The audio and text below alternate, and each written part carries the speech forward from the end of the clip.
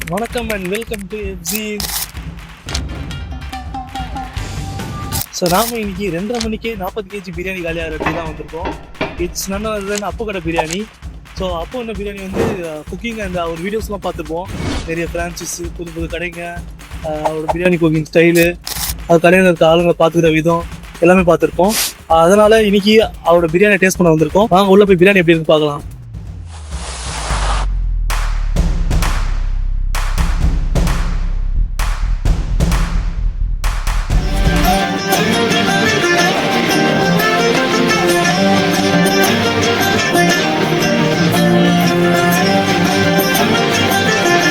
மக்களே உள்ள வந்து பிரியாணி வாங்கி உட்காந்தாச்சு. பிரியாணி இல்லைன்ட்டாங்க, அதனால குஸ்காவும் தவா கறி கொடுத்துருக்காங்க, 65 கறி கொடுத்துருக்காங்க.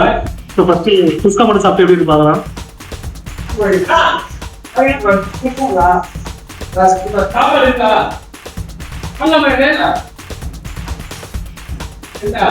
தவா கறி சேர்த்தாச்சு, தவா பிரியாணி ஆயிடுச்சு.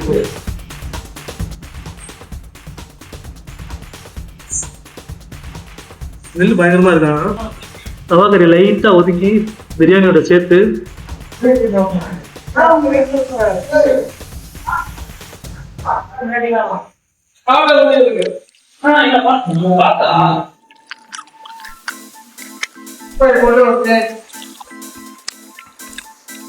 பிரியாணியோட வாசனை ஸ்பைசஸோட லெவல் அதிகமா இருக்கு.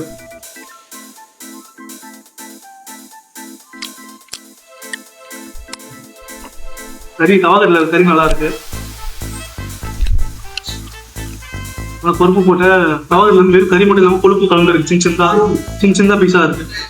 பாத்தீங்கன்னா இது ஒரு பீஸ் அப்படியே மைன்யூட்டா அப்படியே போட்டு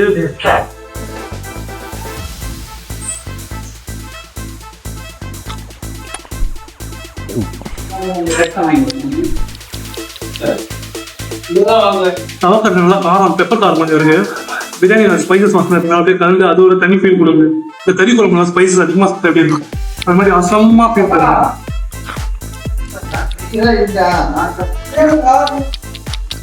பயங்கர பத்தி அப்படியே சாப்பிடணும் தோணுது. ரைஸை பார்த்தீங்கன்னா அந்த மசாலா அதிகமாக அங்கங்க இல்லை, அந்த ரைஸோட கலந்த மசாலா ஸ்பைசஸோட வாசனை கொஞ்சம் அதிகமாக நல்லா இருக்கு. 65 பிரியாணி அதே குஸ்கா தான் 65 கொடுத்துருக்காங்க. 65 தனியாக சாப்பிட்டு பாருங்க. 65 இல்லையா, போல சாப்பிட்ட பீஸ் ரொம்ப பெரிய பெரிய பீஸ் மாதிரி சின்ன பீஸ்.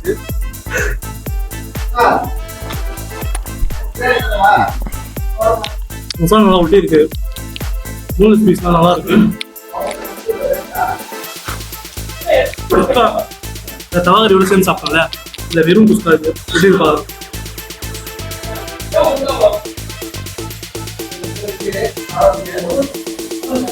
வெறும் குஸ்கா சாப்பிடலாம்.